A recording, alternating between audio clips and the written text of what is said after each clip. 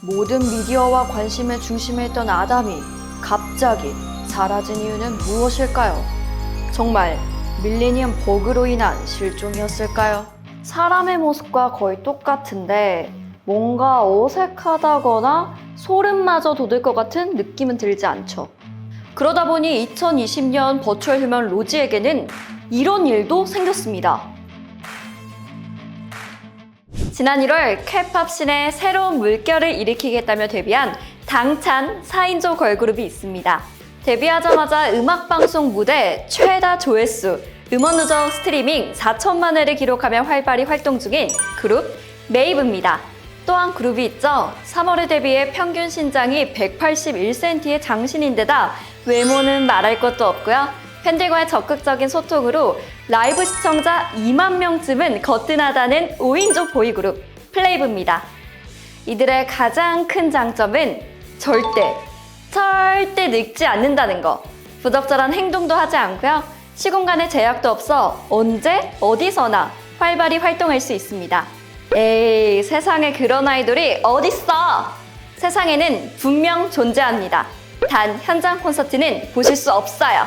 악수는 물론 약간의 터치도 안 되실게요. 아직까진요.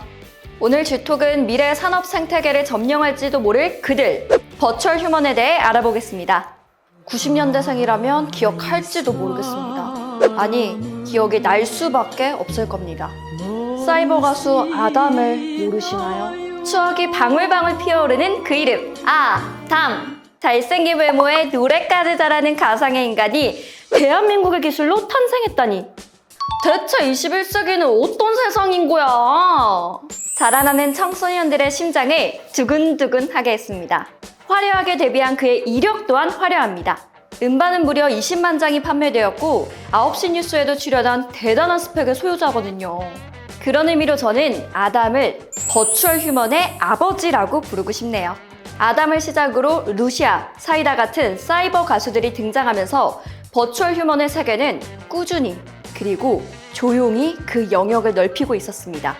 모든 미디어와 관심의 중심에 있던 아담이 갑자기 사라진 이유는 무엇일까요? 정말 밀레니엄 버그로 인한 실종이었을까요? 다양한 원인이 있겠지만 크게 3가지를 꼽을 수 있습니다. 하나, 투입되는 비용 대비 수익이 크지 않았다. 둘, 컴퓨터 하드웨어 기술이 부족했다. 셋, 불쾌한 골짜기 효과로 인한 거부감이 발생했다.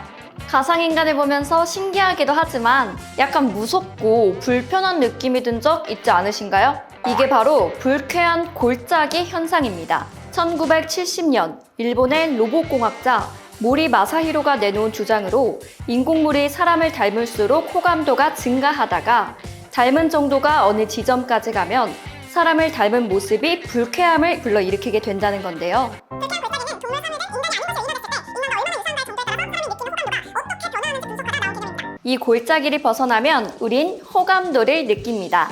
재밌어 하면서요. 유명인의 얼굴을 닮은 강아지나 캐릭터가 밈으로 유행하듯이 말이죠. 하지만 특정한 구간, 그러니까 불쾌한 골짜기에 들어서면 좋아하는 마음이 식어버리고 말죠. 그럼 오프닝에 소개했던 그룹 메이브와 플레이브는 어떨까요? 뛰어난 기술 덕에 인간과 아주 흡사한 모습이거나 아예 실제 사람의 모습을 따라한 캐릭터라는 느낌이 들죠. 사람의 모습과 거의 똑같은데 뭔가 어색하다거나 소름마저 돋을 것 같은 느낌은 들지 않죠. 이들이 인기가 있는 비결은 그 골짜기를 벗어난 기술 덕분이라고 할 수 있겠네요. 현재 가상인간 버추얼 휴먼은 겉모습은 물론 행동과 말투까지 인간처럼, 아니 인간과 다름없이 구사합니다. 주근깨 점은 물론이고 우리도 잘 보지 않는 솜털까지 구현이 된대요. 그러다 보니 2020년 버추얼 휴먼 로지에게는 이런 일도 생겼습니다. 로지가 가상인물이란 사실을 모르고 어느 한 성형외과에서 성형 협찬을 해주고 싶다는 메시지를 보냈습니다. 이걸 확인한 로지의 제작사는 어떤 반응이었을까요? 당시 제작사는 로지의 성형 제안을 정중히 거절했습니다. 성형 협찬 제안은 감사하지만 전 가상인간입니다. 이처럼 가상인물을 만드는 제작사들은 단지 기술만을 홍보하기보다 대중과의 소통법을 확인하고 실험하는데 가상인물을 활용하고 있는데요.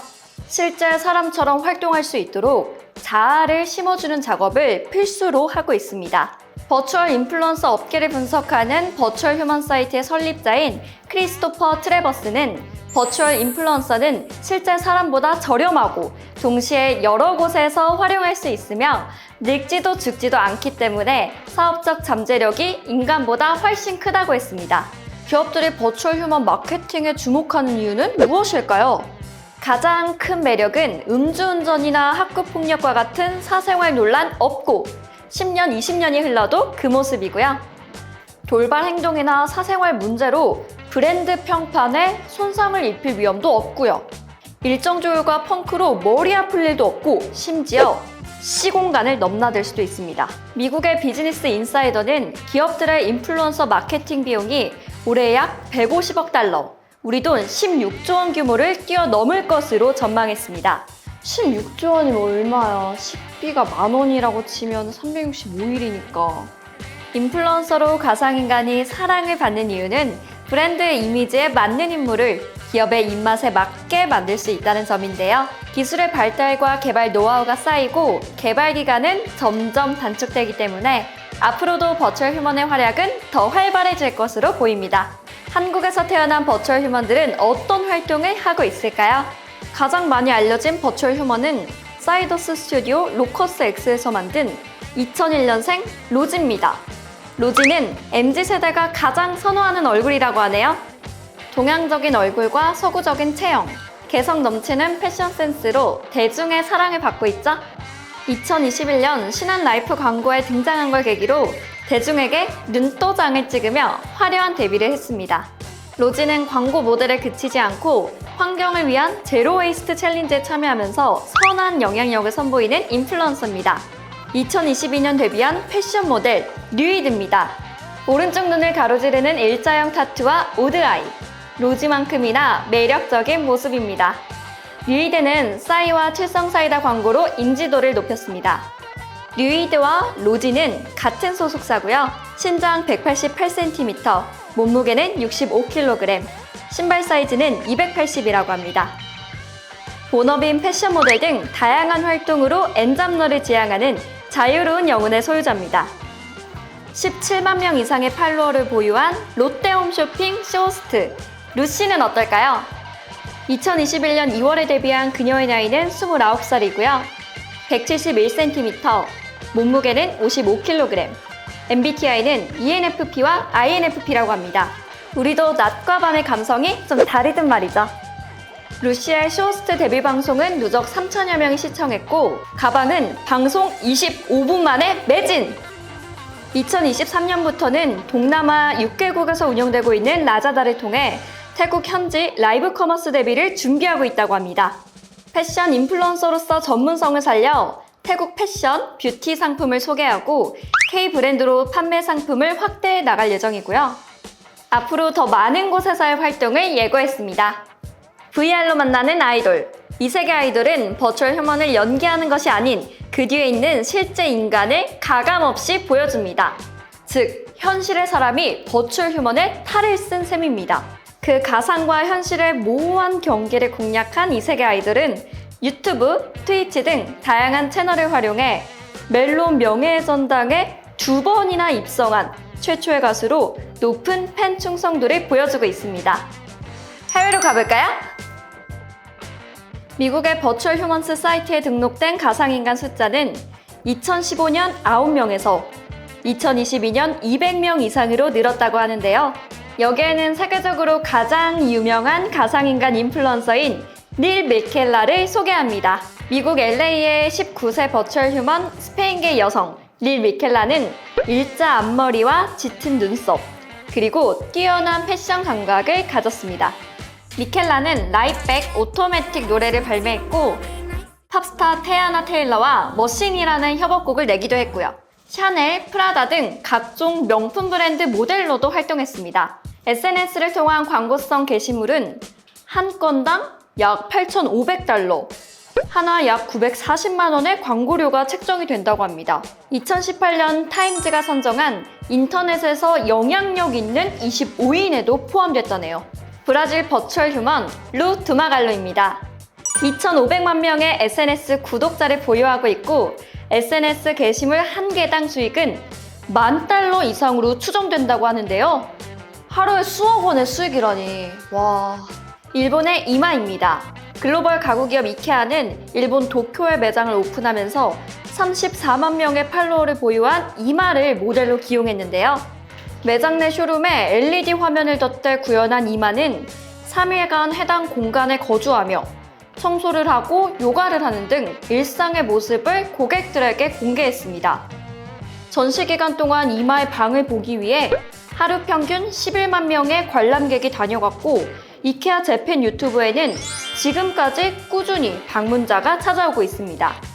기업의 홍보에 주력으로 활동하는 한국의 버추얼 휴먼들과는 달리 해외 버추얼 휴먼들은 과감함이 특징입니다. 미국의 릴 밀켈라는 다양한 성 정체성과 인종차별 같은 사회적으로 민감한 이슈들을 거침없이 건드리는 겁없는 10대적 버추얼 휴먼의 익명성을 10분 활용해서 거침없는 오피니언 리더의 길을 가고 있는 겁니다.